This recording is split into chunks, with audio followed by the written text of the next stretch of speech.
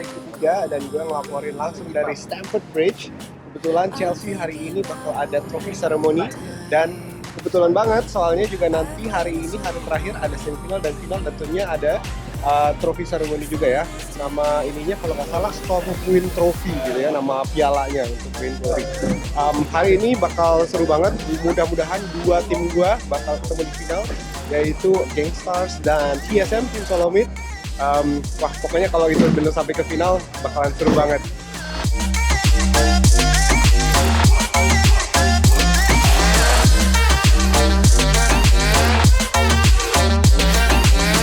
Hello Indonesia, I'm Vainglory. I hope you're doing really well. Thank you so much for following us. Those of you who follow us and support us, thank you so much. Halo guys, gue jenderalfeb di sini dan sekarang gue lagi ditemenin salah satu top player dari North America. Siapa tidak lain dari kita namanya Iraqi Zoro ya, udah pasti tahu. Okay, so I just told them that I'm really Iraqi Zoro, top player in North America right now. So most of my followers, they actually see you as a very good player, right? Whenever they play a good Ringo, they would compare themselves to you. Right. I mean, first of all, hi guys, how you doing? Hope you're doing well. I think that relates to when I was playing in the VIPL. I did really well on Ringo, so my Asian followers, my Asian fans doing know me for Ringo. And it's really cool, like, you know, you said you flew it all the way to here. That's really cool. Asia is such a huge part of Vainglory, and we appreciate everyone that supports us and loves us. So do you have any tips, you know, when you first like? I would say as a laner, not even only Ringo, but any laner, make sure your positioning is really well. Your positioning is the most important, and make sure you farm really well so that you can get your items so that you can carry the team fights later on in the game. So do you have any tip on how not to be, you know, like taken by surprise?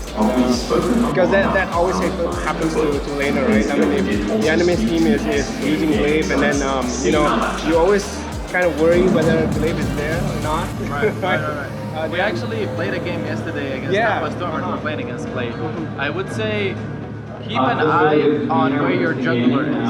If your jungler is at the back of your jungle, you're not safe because he's not close. So when your team is not close to you, try to play as safe as possible. It's fine to lose a few minions. If you're worried about getting ganked, just let it go. And when your team is close by, you can play more aggressive, you can push up in the lane.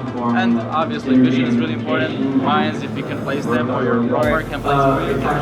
Okay, so when did you start playing Vainglory? Is it when it first started, season 0? Yeah, I definitely started season 0. I started December 2014. That's where I started. So it's been almost 3 years now. A great journey, honestly. And I heard you have accounts in NA and also in Europe. I do. I used to play in Europe. Last year I played a little bit in the summer season, the autumn season. So I still play from time to time on Europe. Okay, but I mean, how do you manage the lag? Like, if you're in North America and then you play here. Right. I mean, I played competitively with the lag. I guess I got used to it. With the lag. Yeah, it was really hard. It was really hard, but I got used to it after a while. You probably have like a sixth sense or something, like, you know, you have to predict way in advance if you have lag. Okay, that's really cool. Do you have anything to say to, you know, those people who just started playing Vainglory? Like, you have any advice for them, like how to get what they need to learn first when they first started Vainglory? Like, what did you do when you first started playing Vainglory? Because most of my followers who just started Vainglory, they kept asking me about, okay, what's the best build? I told them that it's not about the build, it's about how you play, positioning. Build comes next. I don't know whether you agree with that. I agree a little bit, but the most important thing when you start any new game, including Vainglory, try to learn as much as possible about the information in the game. So like, what do the items do? What do the healers do? What is the turret doing? How does the minions act? How does the combine act? Try to gather as much information as possible. Don't worry about winning or losing. And as you learn everything, you're gonna realize. Losing ground, starlight shines over you tonight, oh tonight. 'Cause in the city night, she makes me see that I see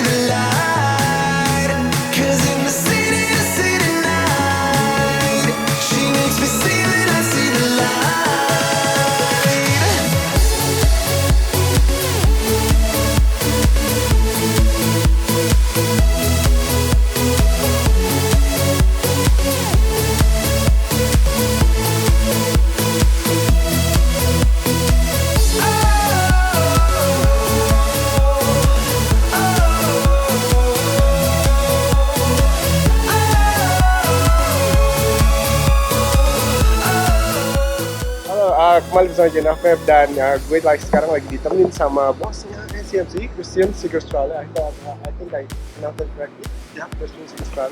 Ya, so dia adalah bos besar. Jadi sekarang gue pengen nanya tentang gamenya itu sendiri dan gimana permainan di Asia menurut dia. Oke, jadi kita mulai aja ya. Okay, so Christian, thank you so much for your time. Okay, for speaking to me. So I just want to ask you a couple of questions, like what's the future of Vainglory, especially in Asia? I mean, how do you see Asia as a market? Well, so firstly, Asia is of course a big place, and you know what? Vainglory started in Asia. Singapore was the very first place that we put Vainglory into alpha. Back when it was called Kindred or Thunder, because the original name would be completely quiet about it. People in Singapore were the first people who could download the game. And we would sit in the office, wait where we would see somebody log in on the server, and all of us would jump in and play. But we didn't have any bots, so it was the only way we could actually make it play. So the Singapore Vainglory community is the very original Vainglory community in general. Right. And from there we first expanded into the Philippines. So the Philippines and Singapore were the first original Vainglory territories. And actually, we still have a very special relationship with the community in Singapore and Philippines for that reason. So still, whenever I log into SCA, I played on my gamer tag @theshred__ SCA for SCA. I play a lot, and sometimes I still run into I have a lot of friends in the region. You play I with still spaghetti? run into the same, I play with spaghetti, but I run into the people that I played with 3 years ago, in the very original days. So Asia is very important, but we think every country is also really different. We're really excited about all the community gatherings in Indonesia. We love what's happening in the Philippines. We just had our championship, Southeast Asia Championship in the Philippines. And next week we are actually having a big championship event in Tokyo, also in Japan. Oh, really? So we are doing a lot of things for Asia, and actually something that your players or the players don't necessarily see yet is our network level infrastructure. Because I know, of course, there's a community joke around the fact that the SCA servers run on toasters or something like that. I promise you guys, it is not a toaster. There are actually hundreds of servers and all that. But where we do struggle and have struggled sometimes is the fact that network routing, the trafficking inside of Southeast Asia, because it's a big place, lots of islands, is sometimes not as good as it can be. And we've actually done a lot of work recently to work on local server instances in different locations in order to make sure that we improve ping times. Oh, that's very good news, because I see that I play on SCA server, and I noticed that the server gets down once a month, and usually it's after the update comes out, and then people. I guess that's where the peak of the game time, right? Everyone starts to go into the game and then to enjoy something new, right? That's why. Maybe there's a big difference. That's what I always tell my followers. You need to be patient. There's new features in the game. Probably that's why the features are loaded. No, and we have been working very hard, and it's actually our promise to players this year in particular is that that what we describe as the buttery smooth experience is something that's really important to us, and that involves the servers really being up all the time, but also your ping time and your overall experience being good. Sometimes we've done a good job. Sometimes we haven't always done a good job. Right. So that's where. It's a very big focus for us for this year. In addition to, of course, talents, which is a big feature that's coming out. We're working with 5v5, as you know. But beyond that, it really is quality of life. It's a simple thing. Making sure Vainglory just works the way that we want. Okay, you mentioned something very interesting, which I think a lot of people would love to hear more about, which is the 5v5. Because one of the other games that's very popular in Asia is actually a 5v5 mobile game. And so is it going to come out soon, or what what we've said about 5v5, we're excited about 5v5. Right. We can do a lot of things with it. We think it's an interesting, different way to play Vainglory. Something that we've worked on, the technology for 5v5 is actually now something that we have ready, which we're excited about. So we can already test on different map designs and things, which is really fun. Okay. But it is something that we will launch once it's ready. We will not rush it out and it not be great. We want it to be really, really good. So we are doing our very best to try and get it out this year. Is it going to be out this year? Yeah, we're trying our very best for it to be out this year. We're working very hard. Do you think it's going to change? Do you think people will like it? Since they're, they've been playing V3 for a couple of years now, right? The 5v5 would change the entire game, I suppose, right? Well, we will launch 5v5 as a game mode, right? We are not going to change the 3v3 to 5v5. A little bit like we launched Battle Royale and then 5v5 will just be another classic, or if you like another MOBA mode. So it won't be a brawl mode, it will be another classic mode of the game. And we will see. The 3v3 map and its meta balance took us a very long time to get right. We would expect it to be very similar with the 5v5 map. We think it's going to take some time. It'll first be out for sure only as a sort of casual experience, if you like, and then we will tune, we will learn, we will work with the community, private beta, all of that stuff, in order to make sure that ultimately we get it to a good place. And then, frankly, like with everything Vainglory, the community decides. If the community loves something, we try to do more of it. Yeah. If the community hates it, we go back and we go fix it, right? That's right, yeah. So, it's hard to make predictions for exactly where it's going to go. Right. But we are very excited about it. We're committed to making it. We're hoping to have it out by the end of the year. Tell me a little bit about Talent. Was it your idea? Because I tried Talent and it was so fun. I couldn't stop playing Gramjo, especially using his talents. I kept like eating someone and then spitting him out and then eating him again, all over. Yeah, talents are meant to be fun, right? And as always, the creative team at Super Omega Club is very broad, and at best, if I can inspire somebody with something that is amazing, but really most of the time it's all the creatives who come up with everything. But it maybe is worth saying that what we're trying to do with Talent is to make sure that the 5-minute experience in Vainglory feels like a first-class experience. Because before, the classic or the 20-minute ranked queue was really the only way to really progress as an elder player in Vainglory. And with Blitz and Battle Royale not even having any really formal progression, it's just like there as a break.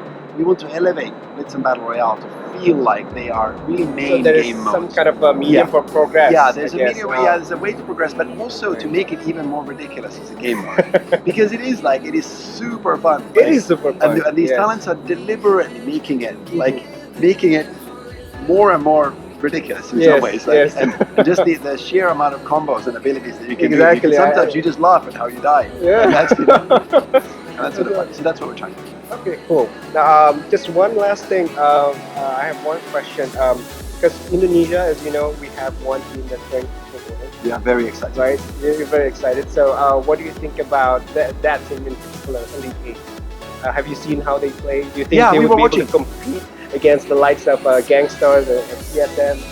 Well, I think they have every chance to win. I think the Southeast Asia region is a very competitive region as a whole, but I do think they need to practice and they need to take their opponents really seriously and study them, every single one of them. Because I do think, they weren't the favorites ahead of the Manila tournament, and they won, so that shows some level of grit. I'm excited to see what they can do. It's amazing when we get these teams from around the world competing, when you truly can say, which region is the strongest. Yes. Okay, cool. Thank you so much for your time. I hope I'll see you again at Worlds. Absolutely. Definitely go there. Okay? Wonderful. So, guys, thank you so much. This is jenderalfeb signing out. Thank you. Well, I think we're done talking. I think it's about time you claimed your prize. Ladies and gentlemen, please put your hands together for the first ever Unified Champions, Cloud9!